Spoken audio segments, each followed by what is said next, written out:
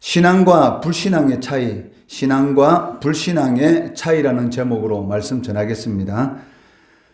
히브리서 11장을 살펴보면 이 11장이 믿음의 의인들, 즉 사람 자체에 이 초점을 맞추고 있는 것처럼 보여지기도 합니다.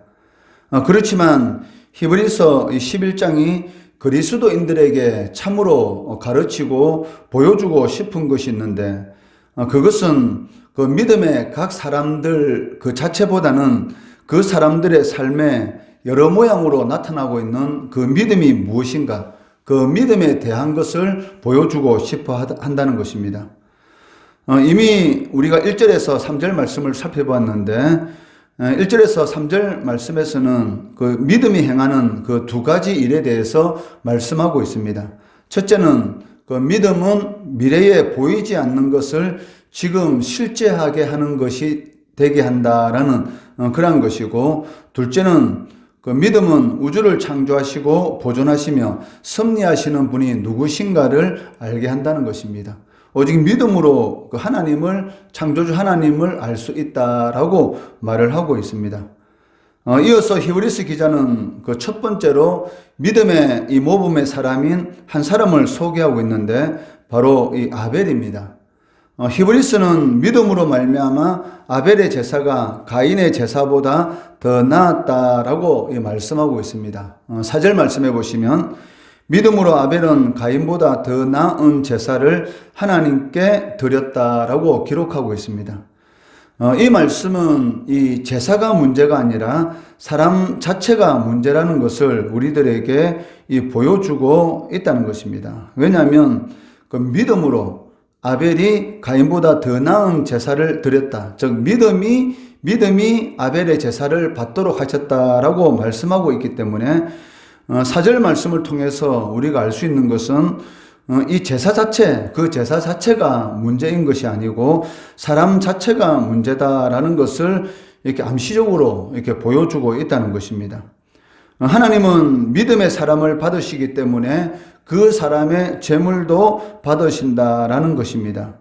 이에 대해서 바울은 그 로마서 14장 23절 말씀해 보시면 믿음을 따라 하지 아니한 것은 다 죄니라라고 말씀하고 있다는 것입니다. 이 말씀을 이렇게 근거로 해서 우리는 그 가인은 믿음이 없었기 때문에 가인이 드리는 제물은 하나님께서 거부하셨고, 믿음이 있는 아벨의 제물은 받으셨다라고 이렇게 생각할 수도 있다는 것입니다. 그렇지만 우리가 더 깊이 생각해 보면 그 창세기 4장에 기록된 그 내용을 이렇게 자세히 살펴보면 이것만으로는 왜 하나님께서 가인의 제사는 받지 않으시고 아벨의 제사만 받으셨을까? 여기에 대한 그 충분한 그 설명이 되지 못하고 있다는 것입니다. 창세기 이 4장의 말씀을 살펴보면 단순히 이 가인과 이 아벨의 차이가 아니라 그 두 제물의 이 차이를 강조하고 있기 때문입니다. 물론 오늘 이 4절 말씀해 보시면 이 믿음이라는 것을 강조하고 있지만, 그 실제적으로 창세기 이 4장의 이 말씀을 살펴보면 이 제물의 차이를 강조하고 있는 것을 우리는 볼 수가 있다는 것입니다. 만약에 형제가 똑같은 이 제물을 가지고 왔는데 하나는 믿음으로 하나님께 드림으로 연락되었고 다른 하나는 불신앙으로 거부되었다라고 기록되어 있다면 그렇게 받아들일 수가 있지만, 이 창세기 4장을 살펴보면 똑같은 이 제물이 아닌 것을 우리들에게 가르쳐주고 있다는 것입니다. 가인과 아벨의 이 제물은 달랐고, 그 제물의 이 차이에서 우리는 신앙과 이 불신앙의 이 차이를 발견할 수가 있다라고 말을 할 수가 있습니다. 창세기 3장의 내용이 무엇입니까? 그 인간의 이 범죄라는 그런 이 비극적인 그런 이야기를 다루고 있는데, 그와 동시에 그 인간의 죄 문제를 이렇게 다루시는 그 하나님의 이 행위도 함께 볼 수가 있다는 것입니다. 이러한 하나님의 행위는 이 구원에 대한 그 하나님의 이 메시지에 있어서 이 중심이 되는 것을 우리들에게 보여주고 있습니다. 창세기 3장 21절 말씀해 보시면 여호와 하나님이 아담과 그의 아내를 위하여 가죽옷을 지어 입으시니라 라고 하나님의 이 행위에 대해서 기록하고 있습니다. 하나님께서는 이 무죄한 짐승, 죄가 없는 짐승, 즉 흠 없는 대속물을 죽이심으로 인해서 아담과 하와의 죄를 처리하시는 것을 볼 수가 있습니다. 하나님께서는 이 죄가 죽음을 낳을 것이다 라고 이미 아담과 하와에게 경고하셨습니다. 창세기 2장 17절 말씀해 보시면 선악을 알게 하는 나무의 열매는 먹지 말라. 내가 먹는 날에는 반드시 죽으리라 라고 하나님께서 경고하셨습니다. 이 죽음의 문제가 바로 여기에서 발생하였다라고 할 수가 있다는 것입니다. 그러나 비록 이 죽음이 그 인류에게 닥치기는 하였지만 그것은 이 아담과 하와의 죽음이 아니라 그들을 대신해서 무죄한 짐승이 피를 흘리며 죽음의 고통을 당한 이 대속물의 이 죽음이었다라는 것을 성경은 말하고 있습니다. 선악을 알게 하는 나무 열매를 먹으면 네가 분명히 죽을 것이다 라고 말씀하셨는데 그 죽음의 문제는 이 아담과 하와의 죽음의 문제가 아니라 죄가 없는 그런 짐승이 피를 흘리며 고통 가운데서 죽게 되는 그런 이 죽음의 문제가 발생한 것을 우리는 알 수가 있습니다. 이에 대해서 이 복음 전도자인 조지 휘필드는 그 예수님의 이 십자가의 이 죽음과 이 무죄한 이 짐승의 죽음을 이렇게 연결해서 설명하고 있다는 것입니다. 하나님이 우리의 첫 조상에게 입히기 위해 만드신 옷은 무엇이었는가? 바로 예수 그리스도의 의의 공로가 신자의 마음에 적용됨의 예표였다. 우리는 그 옷이 짐승들의 가죽으로 만들어졌다는 말씀을 듣는다. 그 짐승들은 위대한 제물이신 예수 그리스도를 기념하여 제물로 도살되고 바쳐졌다. 그렇게 도살된 짐승의 가죽이 아담과 하와에게 입혀졌으며 이를 통해 아담과 하와는 어떻게 하나님의 어린 양의 의가 자기들의 벌거벗음을 덮었는지 가르침을 받았다라고 이렇게 설명하고 있다는 것이죠. 아담과 하와가 자신의 죄를 가리기 위해서 이 무화과 잎으로 가렸지 않습니까? 그렇지만 그 무화과 잎으로는 자신들의 이 벗어몸을 도저히 가릴 수가 없었던 것이죠. 그래서 하나님께서는 무죄한 이 동물을 죽이심으로 그 가죽으로 이 아담과 하와의 벗어몸을 이렇게 가리셨는데 이것이 바로 하나님의 어린 양의 의가 자기들의 벌거벗음을 덮었는지 가르침을 받았다라고 말을 하고 있습니다. 이것은 또한 우리들에게도 그대로 적용되는 것이죠. 우리의 원죄와 자범죄로 인한 이 벌거벗음이 바로 하나님의 어린 양이신 예수 그리스도의 의가 우리의 모든 이 벌거벗음을 덮어주셨다라고 성경은 가르치고 있다는 것입니다. 이런 방식을 통해서 하나님은 죄악된 인간이 어떻게 하나님 앞에 나아갈 수 있는가 그 방법을 계시해 주셨다는 것입니다. 여기서 하나님은 죄인에게 어떤 재물을 가지고 와야지만이 하나님께서 그 재물을 받으시는가에 대한 가르침을 이미 주신 것을 알 수가 있습니다. 그러면 이 가인의 재물에는 어떤 이 문제가 있었습니까? 거기에는 이 피 흘림이 없었다는 것입니다. 물론 이 곡식의 제사도 하나님께서 이 모세 율법을 통해서 소제라는 것을 통해서 하나님께서 받으신다라고 말씀하셨습니다. 그렇지만 지금 여기에서 아벨과 가인의 제사에서 성경에서 우리들에게 가르치고자 하는 것은 무엇이냐면 하나님께 나아가는 방법에 있어서 가장 중요한 것이 무엇인가? 즉 바로 이 피 흘림이라는 것이죠. 그렇기 때문에 하나님께서 모세에게 가르쳐 주신 이 소제의 이 곡식 제사에서도 반드시 이 피 흘림이 피가 함께 드려지는 것을 이렇게 볼 수가 있다는 것이죠.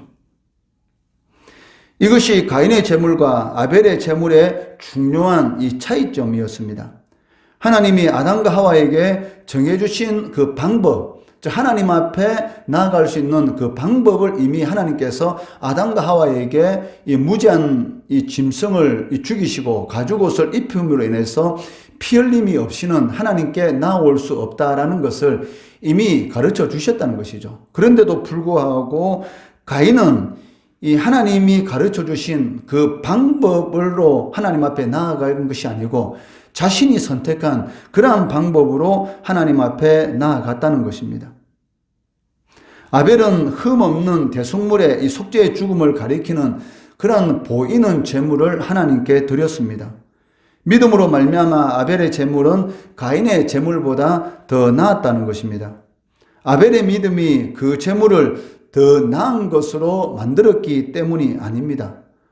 아벨은 하나님이 그 죄악된 인간이 그 하나님 앞에 나아갈 수 있는 그 하나님께서 받아들일 수 있는 그 방편으로 정하신 그 제물을 믿음으로 드렸기 때문에 바로 이 아벨의 이 제물이 하나님께 연락되었다라고 가르치고 있다는 것입니다. 이 일을 통해서 우리가 알 수 있는 것은 오직 하나님께서 정하신 이 제물의 피를 믿는 그런 믿음을 통해서만이 죄악된 인간이 하나님 앞에 나아갈 수가 있고 또 하나님 앞에서 어렵다함을 받을 수 있다라는 것을 우리들에게 가르쳐주고 있습니다. 이것은 이 히브리서가 반복적으로 강조하는 그런 이 교리입니다. 무엇이든지 우리가 선택한 방법으로는 하나님께 나아갈 수 없다라는 것을 우리들에게 가르쳐주고 있다는 것입니다. 이것이 이 가인의 이 문제점이었던 것입니다. 가인은 하나님께 나아가는 그 조건을 자기가 결정하려고 했다는 것입니다.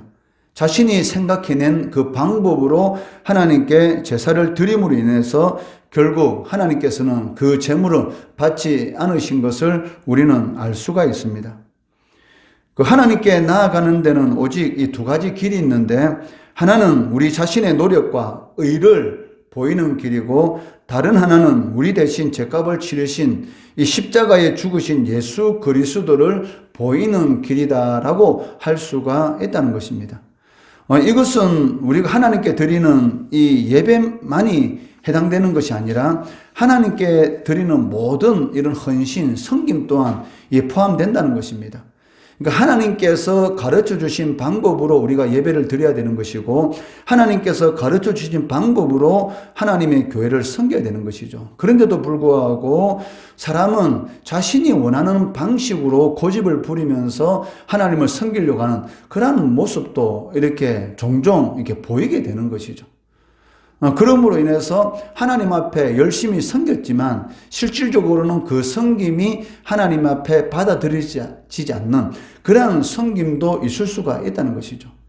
그러니까 자신의 방법으로 자신의 노력과 의를 가지고 하나님 앞에 나아가고 그 하나님의 교회를 섬기는 사람들의 이 고백이 무엇이냐면 어떤 어려운 일을 당하게 되면 그 입에서 나오는 말이 있습니다. 그것이 무엇이냐면 내가 지금까지 하나님 앞에 어떻게 섬겼는데 이런 말을 하는 경우를 이렇게 듣게 되는 그런 일들이 있다는 것이죠. 내가 지금까지 어떻게 이 교회를 섬겼는데 그러면 그 말은 무엇을 의미하는 것입니까? 내가 지금까지 교회를 어떻게 섬겼는데 라는 이 말은 내 자신의 노력, 내 자신의 힘으로 교회를 섬겼다는 것이지 않습니까? 진정으로 하나님의 은혜에 감사해서 하나님의 교회를 섬겼다면 어떤 상황 가운데 처한다 할지라도 자신이 할 수 있는 고백은 단 한 가지입니다. 그게 무엇입니까? 이 무익한 종이라는 것이죠.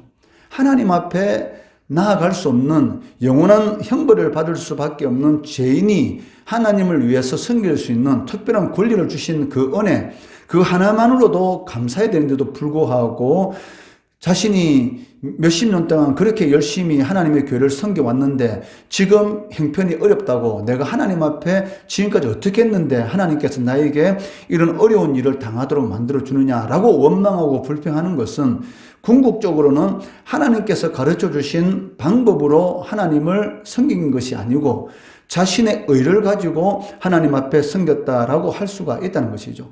이것이 바로 가인과 아벨의 이 차이점이었습니다. 아벨은 하나님께서 계시하신 그러한 방법으로 제사를 드린 것이고 가인은 자신이 원하는 방식으로 하나님 앞에 제사를 드렸다는 것입니다. 베드로는 산헤드린 공회를 향해서 이렇게 선포하였습니다. 사도행전 4장 12절 말씀해 보시면 다른 이로서는 구원을 받을 수 없나니 천한 사람 중에 구원을 받을 만한 다른 이름을 우리에게 주신 일이 없음이라 라고 말씀하고 있고 요한복음 14장 6절 말씀해 보시면 내가 곧 길이요 진리요 생명이니 나로 말미암지 않고는 아버지께로 올 자가 없느니라 라고 말씀하고 있습니다. 이 구절은 단지 예수 그리스도에 대한 그 믿음만을 이렇게 말하는 것이 아니라는 것입니다. 즉 그리스도의 속죄의 피, 아벨의 제사가 나타내고 의지하였던 그 피, 우리를 대신한 그리스도의 대속적인 그런 죽음을 가리키고 있다는 것이죠. 즉 다른 이로서는 구원을 받을 수 없다. 즉 인간이 하나님 앞에 나아갈 수 있는 길은 단 한 가지인데 그것이 무엇입니까? 바로 예수 그리스도의 피, 즉 구원받을 만한 다른 이름을 우리에게 주신 일이 없다. 즉 다른 방식으로 하나님 앞에 나아갈 수 있는 그러한 방법을 하나님께서 계시해 준 적이 없다는 것이죠.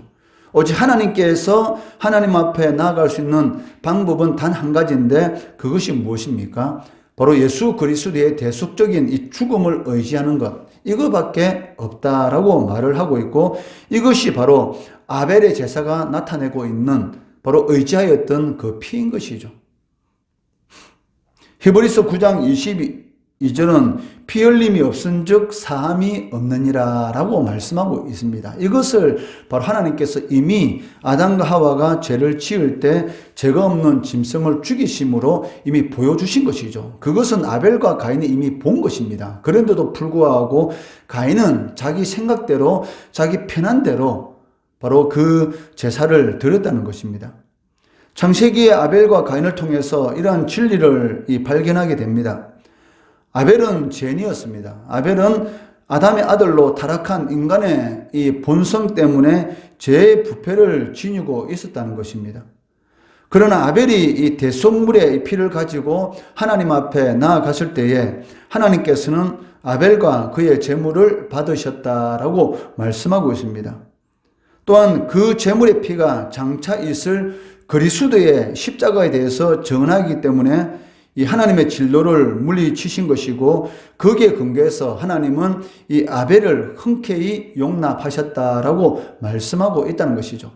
아벨이 드린 그 동물 제사의 이 피는 궁극적으로 누구를 의미하는 것입니까?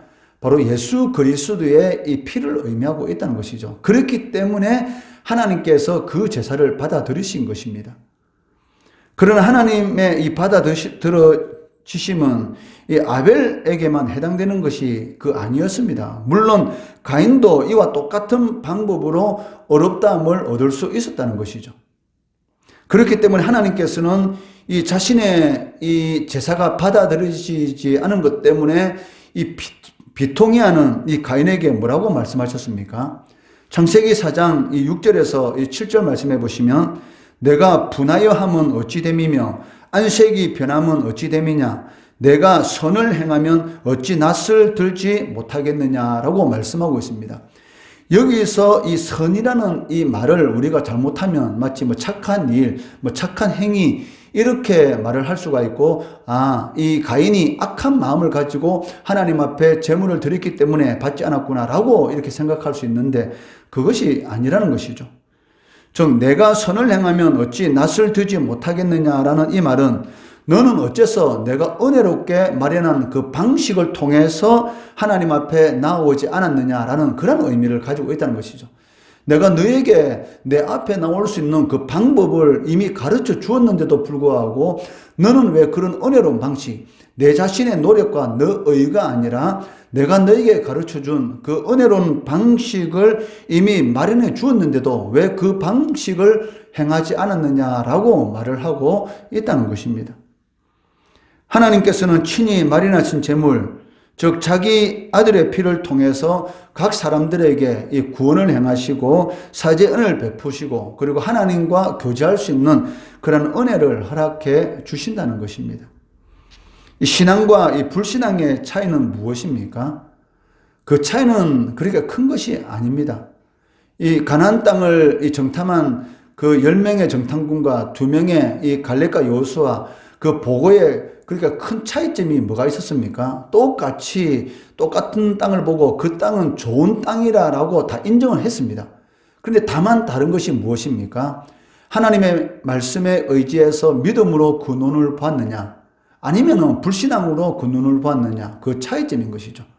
그러니까 믿음의 눈으로 보면 그것이 밥이 되는 것이고 불신앙의 눈으로 보면 자신들이 메뚜기가 되는 것입니다. 그만큼 이 신앙과 불신앙의 차이라는 것은 그렇게 큰 것이 아니지만 믿음으로 하나님의 이 말씀을 보느냐, 즉 하나님의 이 계시를 바라보느냐, 아니면 불신앙의 눈으로 그것을 바라보느냐에 따라서 그 결과는 완전히 달라진다는 것이죠.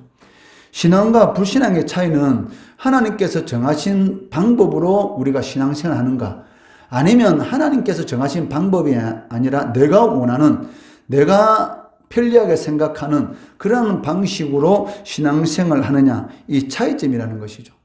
즉 내가 원하는 방식으로 신앙생활을 하게 되면 궁극적으로는 내 의를 드러내게 된다는 것입니다.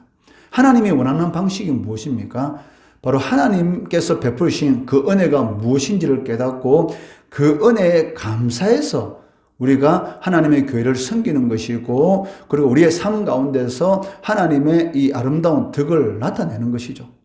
그런데 내가 다른 사람들보다 더 믿음이 좋다, 내가 다른 사람들보다 더 뛰어나다라는 것을 드러내기 위한 그런 신앙생활, 실질적으로 그런 신앙생활을 하는 경우가 많습니다.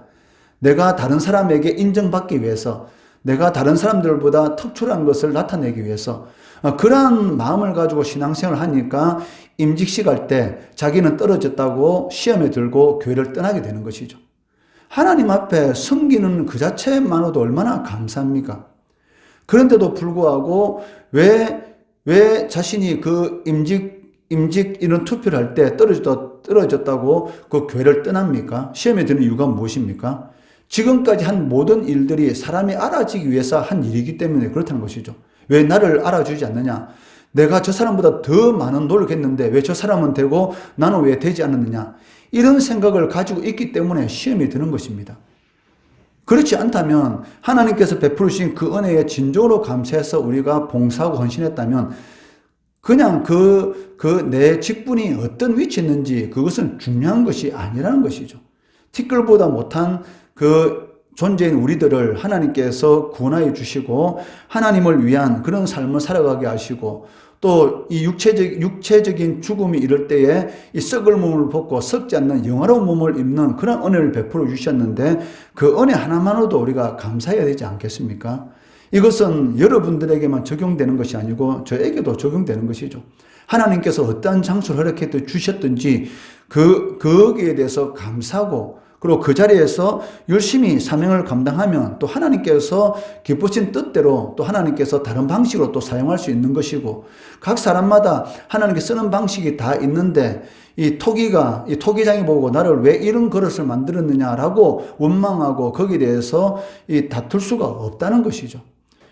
똑같은 흙을 가지고 어떤 그릇은 그냥 이 가치가 없는 그런 그릇을 만들 수도 있고, 어떤 그릇은 이 고려청자나 조선백자와 같이 값어치가 있는 그렇게 보이는 그런 그릇을 만들 수가 있다는 것이죠. 그것은 오직 그 토기장이의 이 마음에 달린 것입니다. 다만 토기는 자신이 만들어진 그 그릇에 합당한 그런 역할을 감당하면 되는 것이죠. 고려청자나 조선백자나 아니면 그냥 아무 함부로 쓰이는 그런 그릇이라도 그 맡겨진 그 역차에 대해서 잘 감당하면 하나님 앞에 설칠 때는 똑같은 착하고 충성된 종으로서의 하나님의 잔치에 참여하게 되는 것입니다. 그것을 꼭 명심하시고, 신앙과 불신앙의 차이, 그 차이는 얼마 되지 않은 것 같지만 그 결과는 너무나 달라질 수가 있다는 것입니다. 하나님께서 정하신 방식, 하나님께서 기뻐하는 방식으로 예배를 드리시고 하나님께서 기뻐하는 방식으로 교회를 섬기심으로 하나님께 영광 돌리시는 우리 성도들 되시기를 주의 이름으로 축원합니다.